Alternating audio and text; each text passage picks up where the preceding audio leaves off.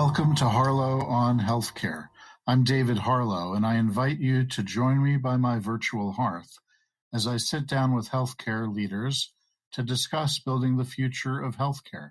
Today, my guest is Jonathan Shannon at LexisNexis, who works in the healthcare group there. Welcome, Jonathan, and thank you for joining us. Thank you so much for having me. So tell me a little bit more about what you're focusing on at LexisNexis. Yeah, absolutely. So as you mentioned, my name is Jonathan Shannon. I'm a senior director in the healthcare strategy team at LexisNexis Risk Solutions. And I'm responsible for what we call our interoperability solution line. And in that role, I'm responsible for building out our strategy and our capabilities related to enabling the exchange of data from where it currently sits today into the hands of individuals so they can make more meaningful decisions about their care and loop in appropriate caregivers and analytics firms to help them manage their healthcare journey. So interoperability is a big word. We've been hearing about interoperability for quite a long time. Some of us may think that that's a promise that hasn't been kept from the early days of EHR certification, Recovery Act, High Tech Act, et cetera, et cetera. There have obviously been developments along the way. So what does this year's model look like? When we say interoperability, what do we really mean? Yeah, absolutely. And you're spot on. HIPAA, a lot of people forget the P in HIPAA stands for portability of data. And so I think you're correct in your assessment of the current state of affairs or the way things used to be around data exchange. There is this adverse incentive for holders of data to maintain that data, to keep patients and members where they are because they viewed as if that data belonged to the holders of the data today. Now, in 2016, in the last few months of the Obama administration, there was a huge bipartisan effort to pass something called the 21st Century Cures Act. And with the 21st Century Cures Act, part of that was an interoperability portion of the bill. And it enabled CMS and ONC to really develop standards and rulemaking around how data exchange in healthcare should work. And it fundamentally changed the power dynamic as it relates to patient data. And patient data was made very clear to be owned by the patient themselves, right? So if your data is held at your health plan or in an EHR, historically the view was, well, that belongs to the health plan of the EHR. And this mandate and the associated rulemaking that followed said, absolutely not. This data belongs to the individual, and it is their choice to extract it and share it with whomever they see fit. So if you wanted to share it with another provider, or if you wanted to share it with a wellness app, or if you wanted to share it with Amazon, so they would give you discounts on a digital scale or what have you, it is your prerogative to do so. And so the associated rulemaking that came out after that 2016 lawmaking has enabled that. And it's created the technology via APIs, the application programming interfaces, and also the standards through HL7 to create something called FHIR, F-H-I-R, which allows for a standardized means to exchange this data. And those are the things that we didn't have before. Let me break in for a sec and just observe that patient, quote unquote, ownership of data, I think probably predates all of this. And the digitization of data, I would argue, sort of created the perspective or the perception on the part of others that they whose systems the data resided on sort of owned the data. And it does get complicated. It's sort of hard to think of property rights in information or data and thinking about, well, if it was a paper record in the old community hospital basement medical records room, that's sort of one thing. But now when we think about records, it's another thing entirely. Property in any context is really sort of a bundle of rights, right? It's not a single right. It's not a on or off single dimension here.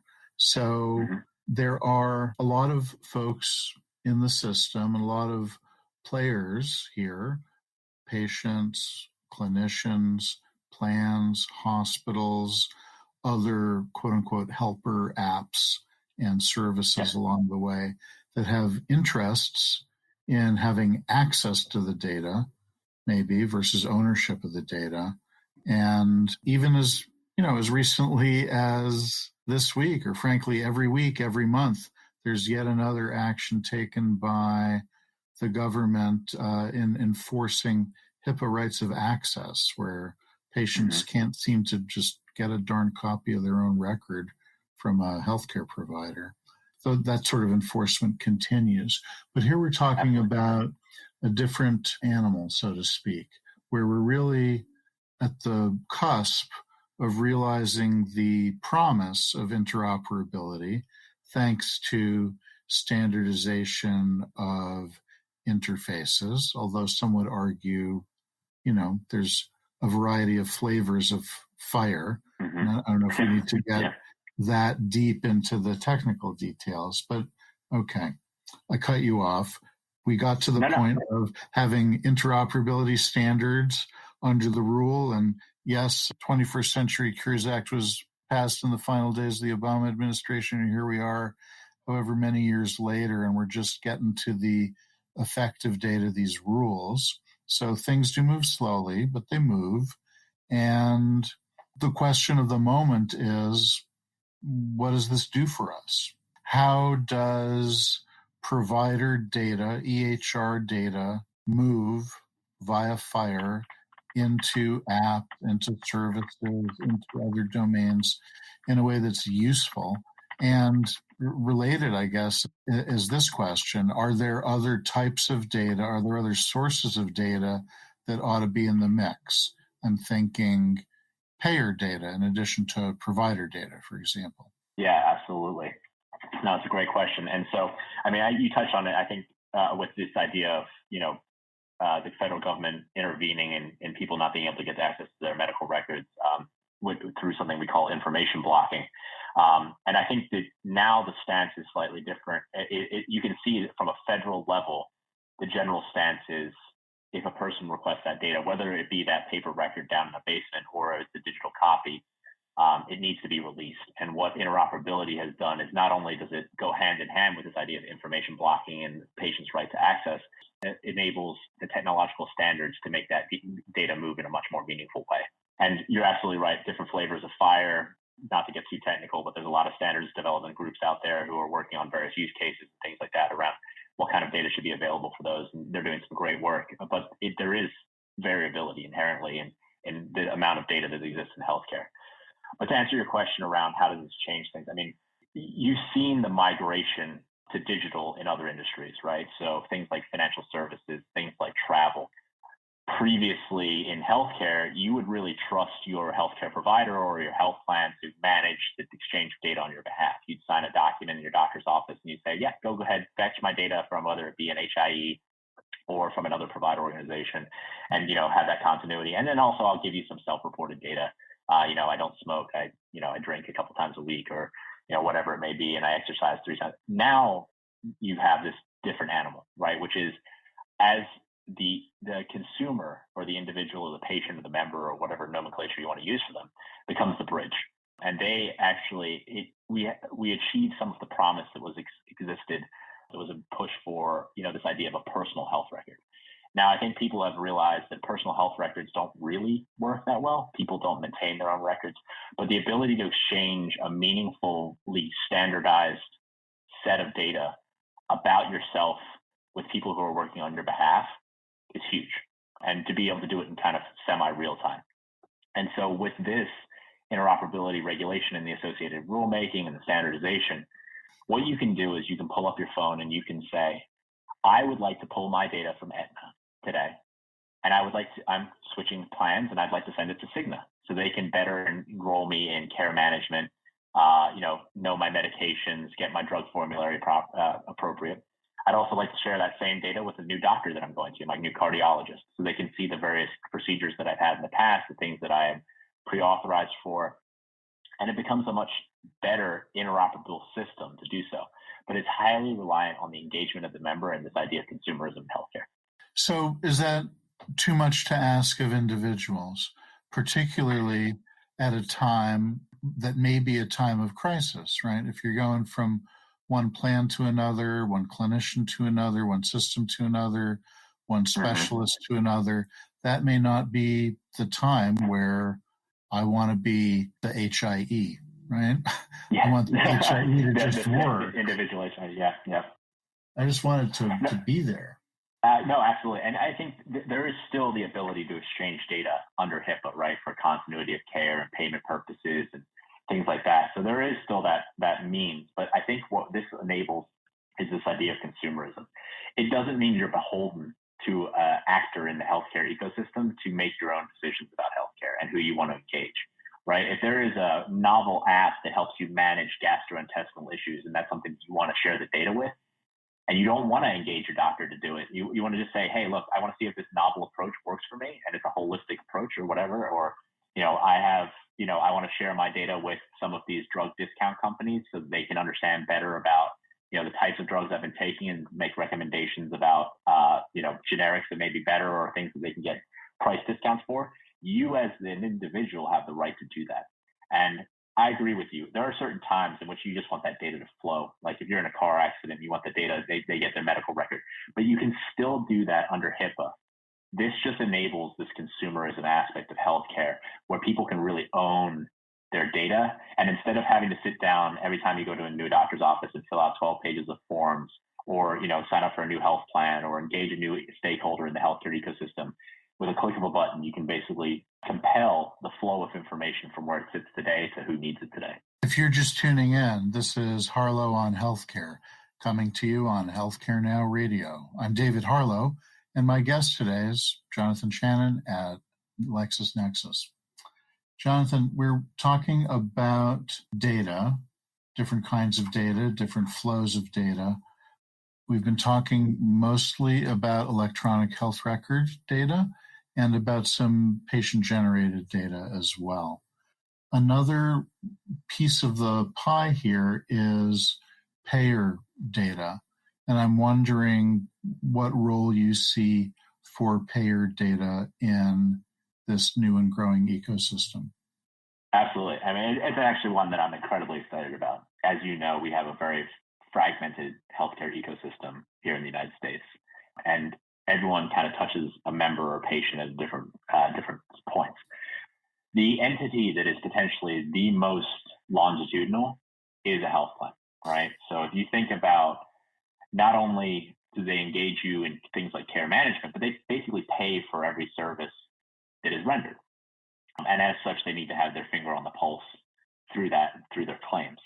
And so as you think about the data that's in an EMR or an electronic medical record, it's very deep, right? They talk about your conditions, they talk about, who your care team is, the medications you're on, things like that. If you think about the data that sits at a health plan, they actually have a good amount of that data as well, right? For their quality measures. They want to know whether or not you've had a mammogram or a colonoscopy. So they do collect a good amount of clinical data as well. But the thing that they have that is irreplaceable is your claims history. So they can see every single healthcare provider that you've touched that has rendered services to you. They can see every single script that you filled. They can see every single, healthcare setting that you've gone to, and whether or not you followed up with what they would consider evidence-based care. So if you were diagnosed with COPD and you didn't fill your script for an inhaler, they would know that, and they could follow up accordingly. And so I think health plan data has a huge role to play in this as you think about the longitudinality of a patient. Because I used to do a lot of work with ACOs, and one of the things that was most mind-blowing to some of our physicians was that they had a patient they saw all the time, and they thought they had their fingers on the pulse of that patient. That patient was going to the ER 75 times a year. There's no way that they would know that unless they were getting exchange of information. A health plan would know that because they would get the claims for both. And you can have this kind of much more holistic view of member or patient by including health plan data in their overall patient profile. And so is this happening now? I mean, sort of the plan data as you're describing it, as we think of it generally, is sort of cliff notes or high level outline, right? Date and time, what service, what date, where was it? Doesn't give you the details. The details will be in the clinical records rather than the payer records. But as you said, you need that sort of, assuming you have an individual with a single payer during one period of time or perhaps over a long period of time, that's where the longitudinal record is, and the clinical records can slot in to that historical timeline, so to speak. So has this been happening? Does this happen? Absolutely. So that actually, interestingly enough, with the patient access and interoperability rulemaking that came out from CMS and ONC, health plans actually had to go first. So they had to orchestrate all their data and publish their APIs by July 1st of 2021. EMR vendors go next. They go effectively the 1st of January of next year. But health plan data, because of their, you could argue why they did it this way, but it's probably because of their budgets and their technical savviness that CMS and ONC made them orchestrate their data first. And so if you are covered by a government-sponsored plan, which includes things like Medicare Advantage, Medicaid, CHIP, federal qualified health plans, you can go out to your health plan today as an active member and say, give me my data from the patient access API, and they will export it in a standardized format. And is that working? Are people doing this? So those are two intertwined but slightly different answers. Is it working? Yes. So there is a mandate. So a lot of health plans made their very best effort. They published an API and they put data behind it. Are people using it? As you think about the groups that I just mentioned, they tend not to be the most tech savvy of demographics, right? So Medicare Advantage, Medicaid, they're not the people sitting on their iPad consolidating data through something like a mint.com or their financial services app. So there's a lot of wariness. So the adoption rate is not as high as it would be, I think, if you were to roll this out across the commercial population. Now, the short answer is it's happening and people are starting to use it, but either intentionally or unintentionally, I feel like the advertising behind this has not been meaningful. And so people don't necessarily know this is available. I've talked to Medicare Advantage beneficiaries, and they had no idea that they had the ability to export their data and share it with companies like wellness apps or their providers or what have you. And also the flip side is a lot of those organizations are just trying to get their hands around what kind of data is available. And so they don't know what to do with it yet. Now, a lot of, as you mentioned at the beginning of the podcast, a lot of them want this data, right? Clinical data, claims data, understanding where a patient's been, their comorbidities, everything like that is hugely valuable if you're trying to intervene in someone's care. But this is novel and new, and so it's not as adopted as we'd like. We're hoping that will change, and we think it will, but we're just at the very early part of the adoption curve. Yeah. So I think a Medicare Advantage plan worth its salt would be all over this, right? Yeah. That's going to benefit the plan, benefit the member, et cetera. Exactly. And there are definitely plans out there that are very good at this, like very, very good at this. I mean, you can search for several of the Medicare Advantage plans out there and you just type patient access and there's some portals out there that tells people exactly what kind of data is available for them. There are other ones that are not so good at this, and actually their data, their APIs are hidden, their developer portals are hidden. They make you jump through a lot of hoops to get to your data. ONC has specifically said that this data should be available without special effort, and there are people who are not living up to that spirit of that law. Now, but there are definitely people health plans out there that are absolutely doing a phenomenal job to advance interoperability, and I want to applaud them, but it's variable as one would imagine because it was a huge effort. And then also I think there is a concern that if you make that data available, does it make a member more mobile, right? If you can export all your data from one health plan and go to another one with no real switching cost, does that make you attrit members? And that's a real question that I think some health plans are thinking. Well, I mean, there's been attrition risk and plan changing risk over time. I guess this is just one more dimension to it. But exactly. The most visible aspect of that might have been supplementary benefits that are available that may vary from plan to plan. Things may be of greater interest to one person, one plan versus another, 1 year versus another. I guess this is just another dimension there. Absolutely. Yeah. So what's next in all of this? What's next as the Cures Act comes into fuller implementation, into clearer focus? What's the future, in your view, of the opportunities for plans, for providers, for patients? I'm an eternal optimist as it relates to this, so take that with a grain of salt. But I mean, I think the sky's the limit, honestly. The free flowing and exchange of data allows people to make much more reasonable decisions about their care. I drew the parallel between financial services and healthcare as it relates to data exchange, because financial services tends to be a little bit ahead of healthcare on this front. But no one would have thought 20 years ago that you would make stock trades on your phone, right? And now people do it all the time. No one would make bank balance transfers. No one would, deposit checks. But now it happens, and I think that's where healthcare is going, right? Where now you can meaningfully exchange data through a digital means. You don't have to go down to the doctor's office and get them to print out your records and then carry it across town to your new doctor. You can actually have all that information in the palm of your hand, and you can share it in a modular way with the appropriate individuals to give your care. I think that as I mentioned, I think we're at the very beginning of an adoption curve, and awareness is paramount, right? People being aware of what this data can do and how it can do it. You're going to have a couple early adopters, companies that are kind of trailblazers as it relates to this, where they take this data and they make meaningful impacts on people's lives. I can think of some use cases around a new member enrollment for health plans, right?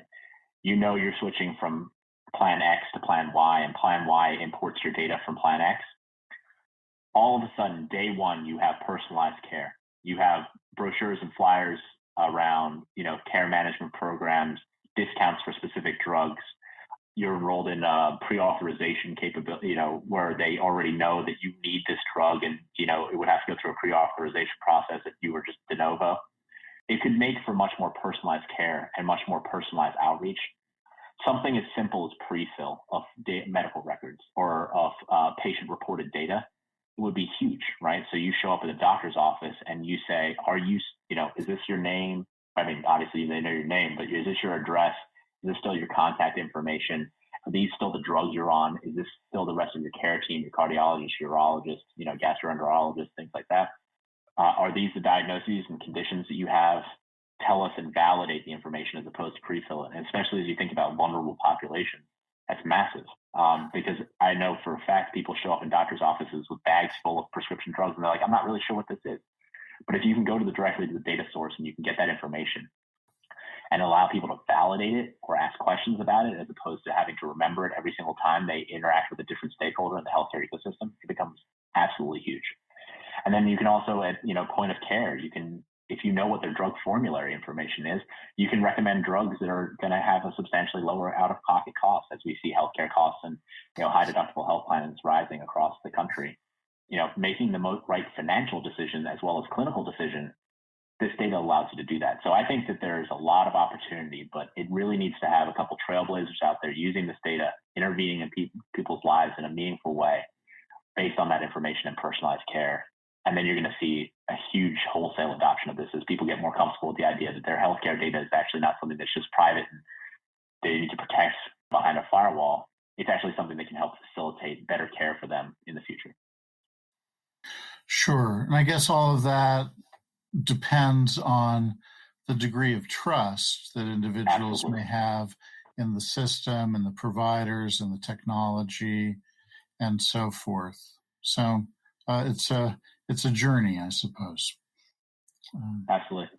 Well, Jonathan, to wrap things up, I would ask you, if you were to wake up tomorrow and find yourself 5 years in the future, what is one thing in healthcare, whether it's a topic we've been discussing or something else, what's one thing in healthcare that you would hope or maybe expect to find has changed drastically?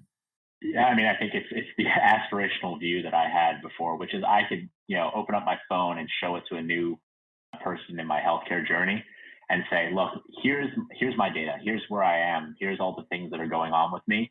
And you can treat me as an individual as opposed to someone who has a standard approach. And, now my history without me having to, repeat it all over again. It's all saved in, exactly like you mentioned, a secure data exchange between trusted individuals in my healthcare journey, where I can really advance my care without always feeling like I'm retreading the path, and that the view on me is complete, as opposed to kind of bit part depending on who I'm interacting with.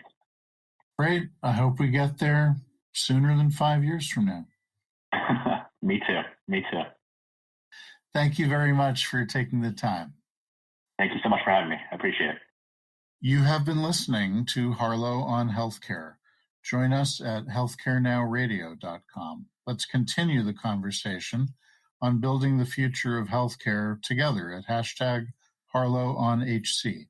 I'm David Harlow, keeping the fire going and holding a seat open for you. Until next time.